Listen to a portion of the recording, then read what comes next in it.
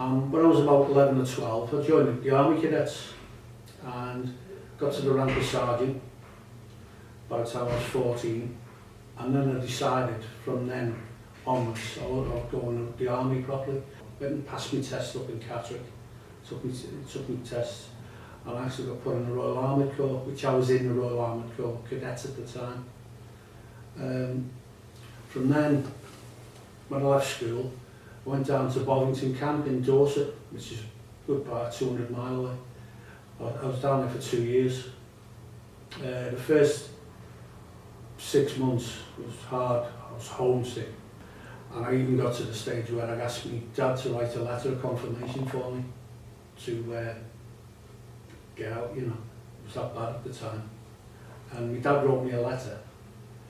I was just all bar walking down to the Sergeant Major's office to hand it in. And for some reason I turned around and walked back and ripped it up.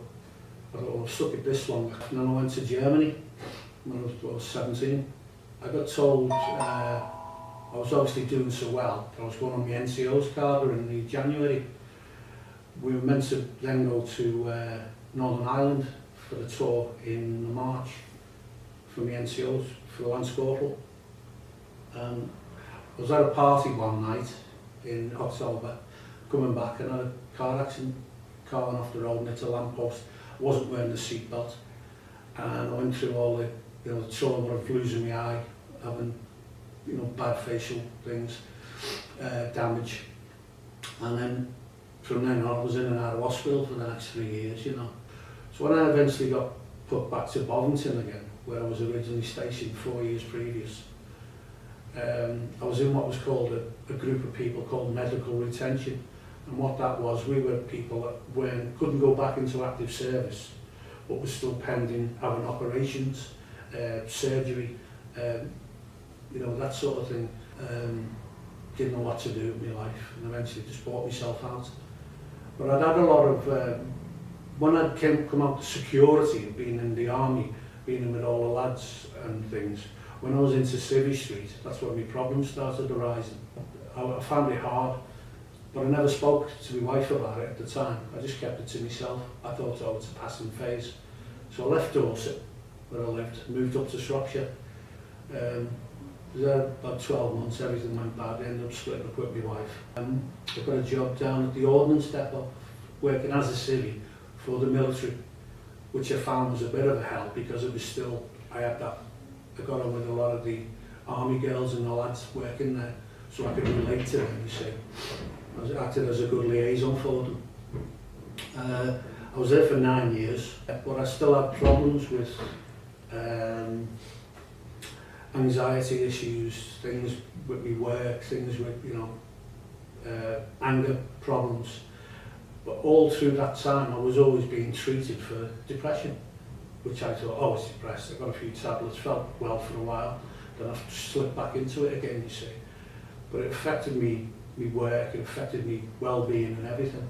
I was actually already attached to a group with the Sefton veterans, and the advantage is now is that I was travelling, finding it hard to get to where Breck Road was.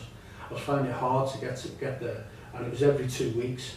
So I found that all the effort I was getting there, seeing the girl and getting all the way home and then waiting another 2 weeks, the pause in time wasn't really beneficial. I found myself wandering off more. Whereas now, I actually see Chris every week. The main support I've had is I've always got Chris's phone number. I've got your office phone number. I've got my book, which we've done all my things in, so I can relay back to that as well. And since I've been seeing Chris on a regular basis now, or probably the last 4 months,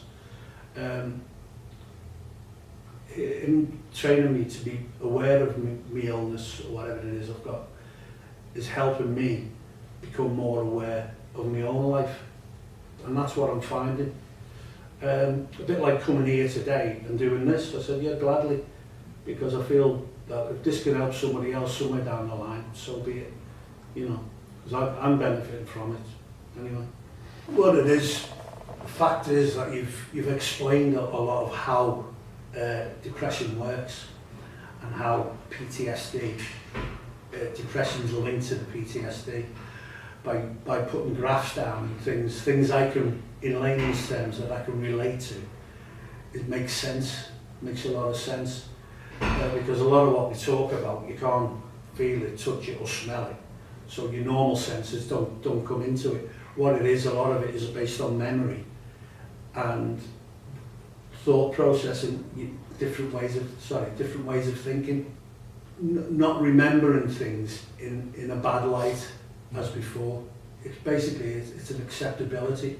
I can accept it more because I'm looking more about now as about what's happened in the past. I would say give it a go, because obviously different things affect different people in different ways, but it's certainly not going to do them any harm.